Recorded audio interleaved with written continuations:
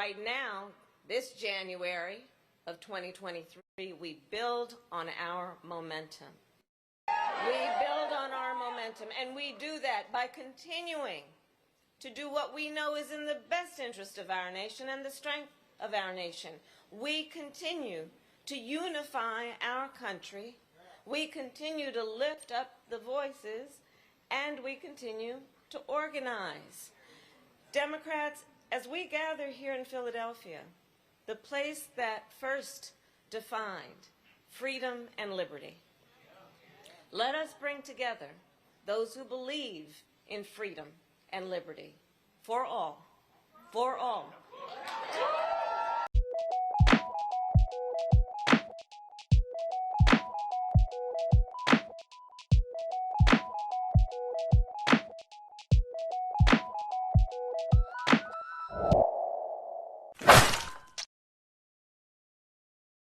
What it do, family?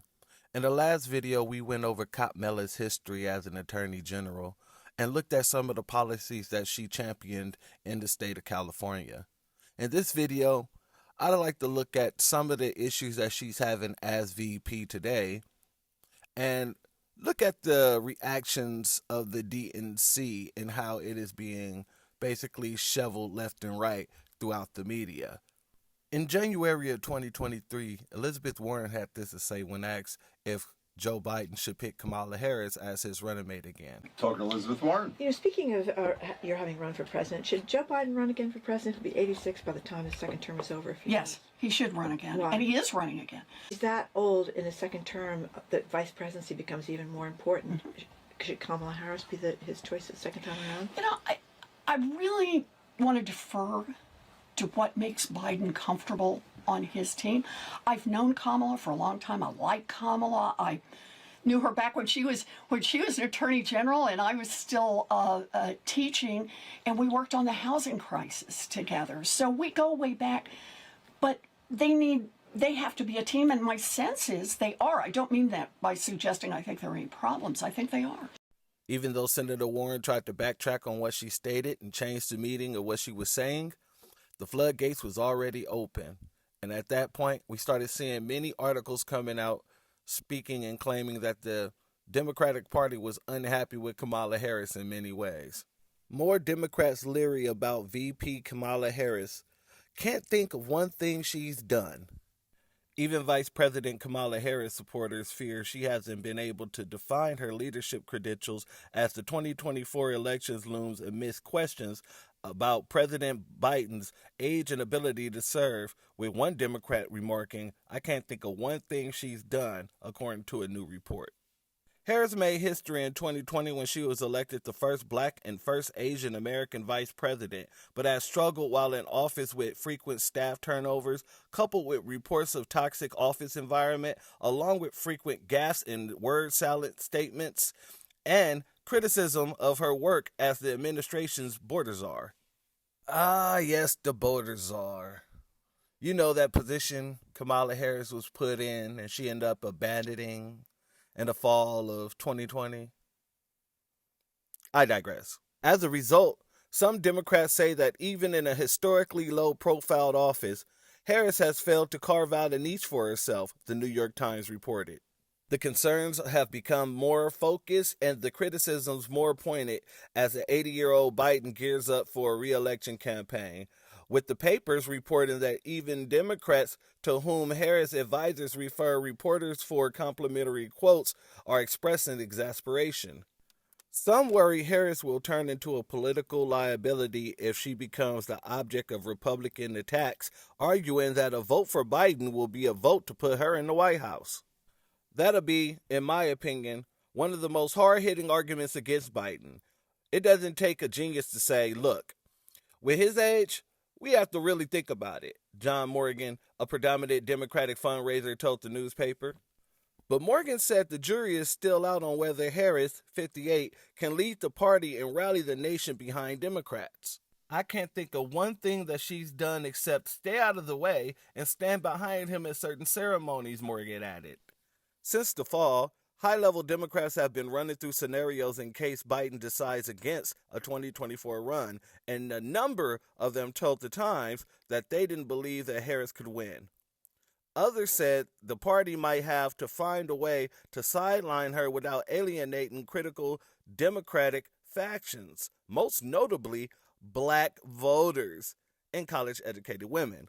The Times also reported that 2 Democrats had recalled private conversations with former Secretary of State Hillary Clinton, in which the 2016 Democratic nominee said she didn't think Harris had the political chops to beat back a field of primary candidates. Damn! And in a sense, Hillary isn't really wrong in her statements. All you have to do is look at Kamala's failed presidential run the last time, and you can see that she is not able to go toe-to-toe in any arena when it comes down to fisticuffs. I mean, when you're getting thrown on the back of a milk carton due to your inability to go down to the board and all this other stuff to handle your responsibilities, when you're missing in action and you get done like this, I mean, what does that show but a lack of respect in every area in which you partake in? When leaders in your party have to come out and tell members in your party to stop coming out publicly voicing their disdain for you, oh, there's a problem. Multiple Democratic leaders contend that if people don't start feeling more positive about the next person in the line of succession, they might turn away from the ticket entirely. They're urging allies to stop the Harris pile-on, if only for Biden's sake, or for Democrats' sake, or the party's future. People who denigrate her are aggrandizing themselves, said Illinois Governor J.B. Pritzker, who has looked at a post-Biden White House run himself, speaking generally of Harris critics. Right now, she seems to be an albatross, fretted one state Democratic Party chair who is concerned about Harris poll numbers and about Biden's re-election chances. She's either going to be a liability or a help, and you better embrace her because it's not like she's going to be taken off the ticket. It's gone from the negative, we can't have her be weak, to the positive, she must be a force, and she's demonstrated that she can be, said one top party operative. The party chair and the party operative requested anonymity to discuss internal deliberations. Harris declined an interview request, but has repeatedly dismissed attacks on her as political chatter in interviews, while saying she's looking forward to another campaign and continuing to build out a partnership with Biden that has started to find its contemporary rhythm. But while Kamala Harris was interested in keeping the contemporary rhythm going with Joe Biden and his administration was coming out saying how they were unhappy with Kamala. Biden annoyed at Kamala Harris for not, quote-unquote, rising to the occasion. VP scared of messing up. I don't think that the president sees her as somebody who takes anything off his plate, a second former White House official said, adding a fear of messing up had caused Harris to be late in joining in important political fights, like the ongoing border crisis. If you were given a job 2 years ago with the explicit goal of reducing illegal immigration, and then you sit around and do nothing while illegal immigration explodes to levels never seen before, you should be fired and replaced, period, the council wrote. So Kamala Harris, from the outside and from the inside of the Democratic Party, is nothing but a joke. So if Kamala Harris is nothing but a joke to the Democrats, if Kamala Harris is nothing but a joke in the political realm on either side, why is it that Biden feels that he can throw her up as something that he's done for black people? And the Democratic Party will use this. They will try to use this. That, Biden gave black America their first black vice president. But when you ask, what has she done for our community? It's going to be nothing. The first video took care of that. And then when you ask, what has she done as a vice president overall? They're not going to be able to answer that. It's going to be nothing. Oh, that's right.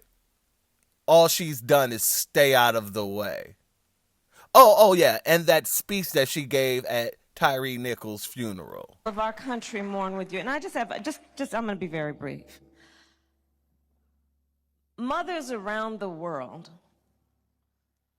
when their babies are born, pray to God when they hold that child that that body and that life will be safe for the rest of his life.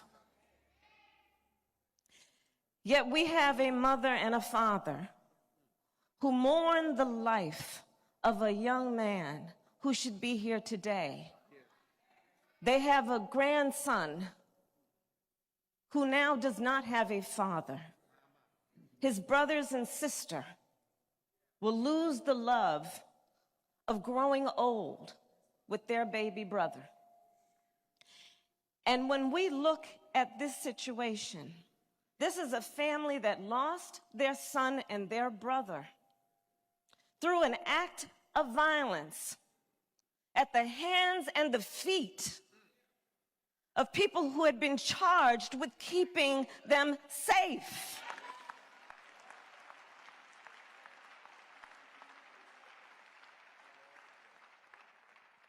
And when I think about the courage and the strength of this family, I think it demands that we speak truth.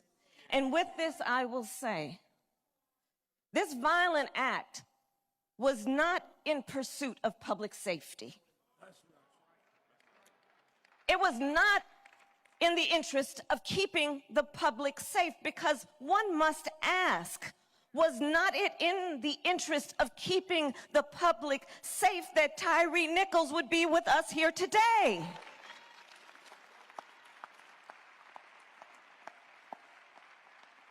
Was he not also entitled to the right to be safe? So when we talk about public safety, let us understand what it means in its truest form. Tyree Nichols should have been safe. So I'll just close by saying this. I was, as a senator, as a United States Senator, a co-author of the original George Floyd Justice and Policing Act. And as Vice President of the United States, we demand that Congress pass the George Floyd Justice and Policing Act. Joe Biden will sign it. And we should not delay, and we will not be denied. It is non-negotiable. And with that, I'll just, Pastor, if you don't mind, one of my favorite verses in Scripture is Luke chapter 1, verse 79,